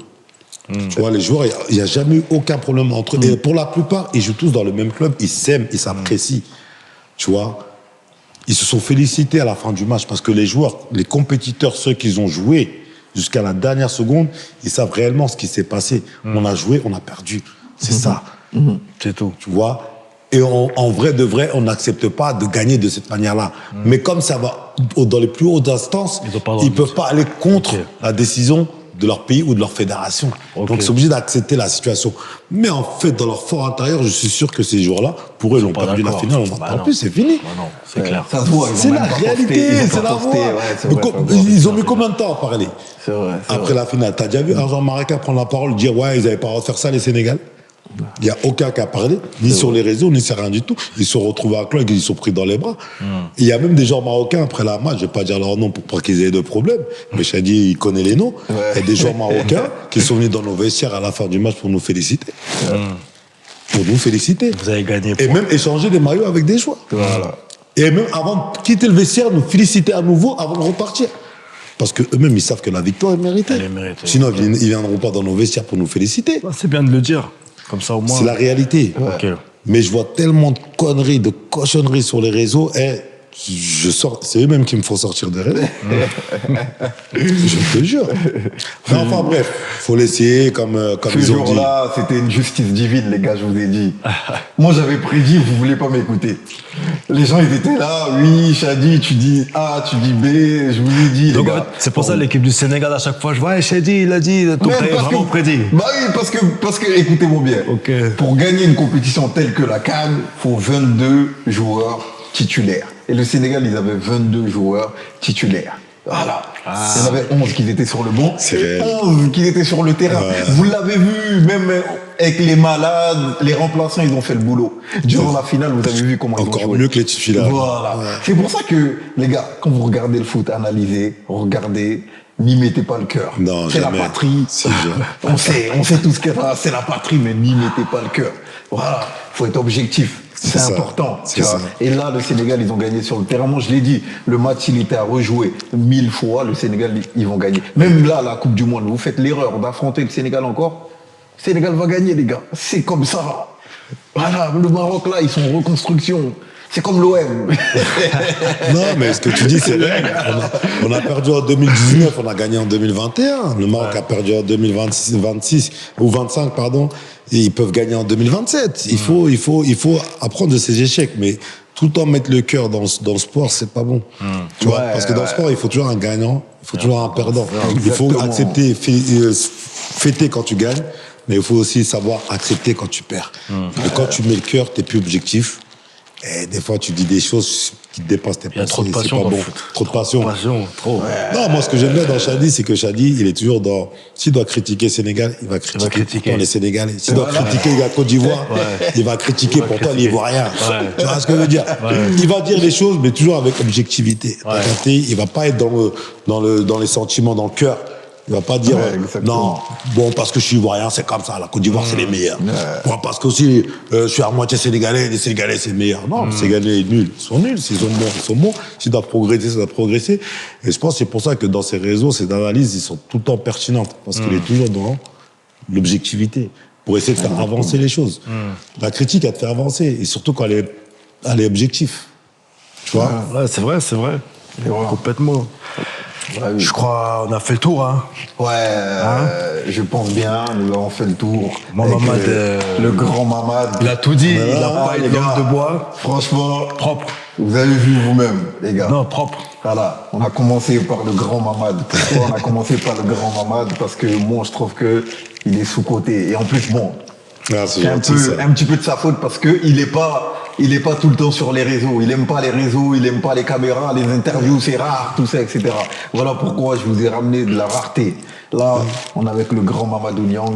Vous avez vu les nouveaux, je vous explique. Si vous connaissez pas Mamadou Niang, il y a YouTube. Voilà. faut Parce aller. qu'il y a Faut beaucoup aller. de gosses qui n'ont pas vu l'OM soulever un trophée de Ligue 1. Ah, t'es Eh ben, méchant.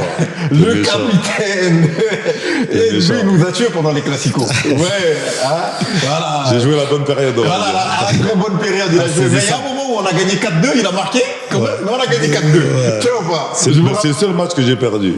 Avec la finale de Coupe de France. Ouais, exactement. Donc voilà. Tu vois, ça fait plaisir, franchement. Ouais. Vous voyez, regardez.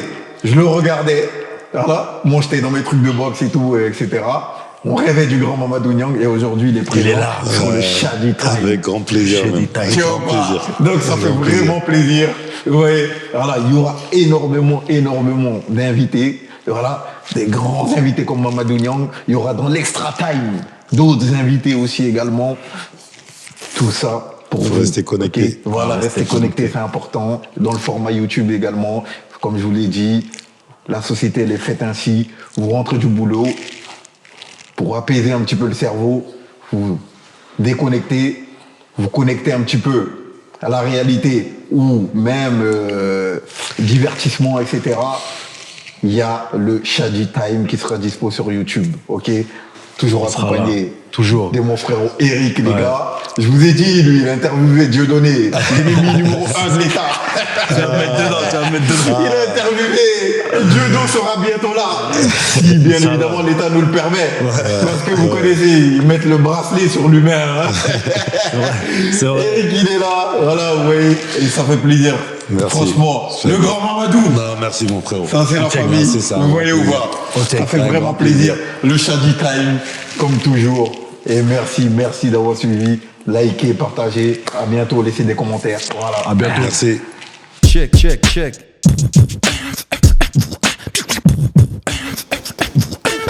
Shady time.